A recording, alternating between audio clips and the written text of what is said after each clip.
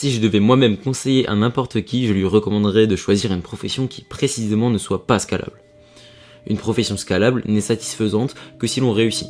La concurrence y est beaucoup plus aléatoire, avec les différences considérables entre les efforts que l'on fournit et les gratifications qu'on en retire. Une poignée de gens peuvent détenir une grosse part du gâteau au détriment des autres, sans que ces derniers y soient pour quoi que ce soit. Une catégorie de profession est gouvernée par le médiocre, le moyen, le modéré. Elle se compose de beaucoup de petits ruisseaux qui font une grande rivière. L'autre catégorie comprend soit des géants, soit des nains, donc le scalable. Voyons à présent ce qui se cache derrière la formation des géants inattendus. On va parler de l'avènement de la scalabilité. Si nous prenons par exemple un chanteur d'opéra à la fin du 19e siècle, avant l'invention des techniques d'enregistrement sonore, disons qu'il nous donne une représentation dans une petite ville reculée du centre de l'Italie. Il est à l'abri des égos démesurés de la Scala de Milan et autres grandes scènes d'opéra. Il n'est pas inquiet, car on fera toujours appel à ses cordes vocales à un endroit ou un autre de la région. Il n'est pas question qu'il ne lui exporte son art, ni que les grands Manitus du lyrique exportent le leur et viennent menacer sa franchise locale. Comme il ne lui est pas possible de stocker son travail, il doit absolument être présent à chaque représentation, tout comme le barbier doit encore l'être aujourd'hui à chaque coupe de cheveux qu'on lui demande. Le partage est donc inégal, mais un peu seulement. Il se divise en quelque part et chacun a la sienne.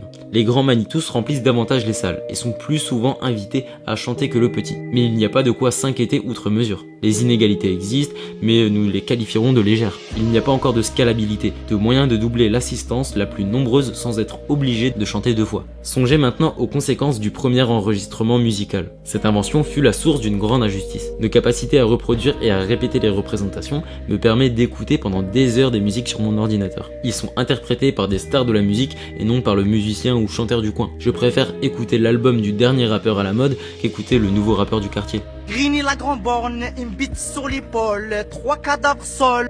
Conformément à la logique que je viens d'exposer, certains croient naïvement que le processus d'injustice a commencé avec le gramophone. Je ne suis pas d'accord. Je suis convaincu qu'il a commencé beaucoup plus tôt. Avec notre ADN, qui stocke des informations sur nous-mêmes et nous permet de reproduire notre représentation en notre absence en transmettant nos gènes à notre descendance. L'évolution est scalable. L'ADN qui gagne, par chance ou parce qu'il est parvenu à survivre, se reproduira à l'instar d'un best-seller ou d'un disque qui fait un succès et sera diffusé un peu partout. L'autre ADN disparaîtra. Songez simplement à la différence qui existe entre nous, êtres humains, et les autres organismes vivants sur notre planète. De plus, je crois pas que la grande transition dans la vie sociale soit arrivée avec le gramophone, mais le jour où quelqu'un eut l'idée géniale, mais injuste, d'inventer l'alphabet, nous permettant ainsi de stocker des informations et de les reproduire. Elle s'accélérera encore avec l'idée encore plus dangereuse et cynique de lancer une presse à imprimer, ce qui permit au texte de traverser des frontières et provoqua ce qui finit par se transformer en économie du type « le gagnant rafle tout ». Si tu as la meilleure boulangerie au monde, seul ton village peut en profiter. Et les boulangeries des autres villages du monde n'ont pas besoin de s'inquiéter. Mais si tu es le meilleur écrivain au monde, tout le monde entier peut vous lire, et donc tout rafler. Il y a donc une minorité de géants et une majorité de nains dans les professions scalables. Dans le domaine artistique, au cinéma mettons, les choses sont bien plus perverses. Dans la majorité des cas, le succès des films dépend des contagions. Celle-ci ne s'applique pas seulement aux films. Elle semble affecter une large gamme de produits culturels.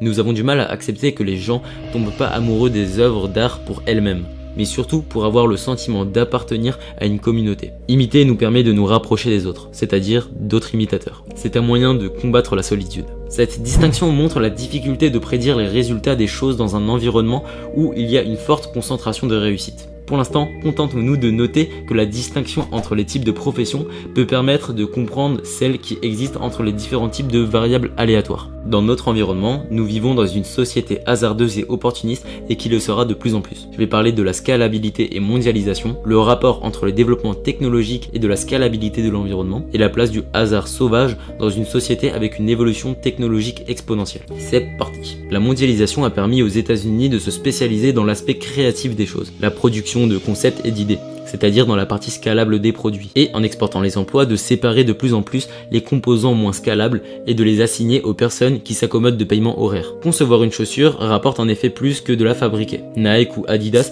peuvent être payés juste pour penser, organiser ou optimiser leur savoir-faire, tandis que leurs sous-traitants des pays en développement font le boulot de grouillots, de fabricants, et que les ingénieurs des états cultivés et férus de mathématiques la France, se charge des corvées techniques ne nécessitant aucune créativité. L'économie américaine a considérablement tiré parti de la génération d'idées, ce qui explique pourquoi la perte d'emploi dans le secteur manufacturier peut s'accompagner d'une augmentation du niveau de vie. Clairement, l'inconvénient d'une économie mondiale dans laquelle on récompense les idées est qu'elle génère une plus grande inégalité parmi ceux qui les produisent, et fait la place plus belle aux opportunités et à la chance.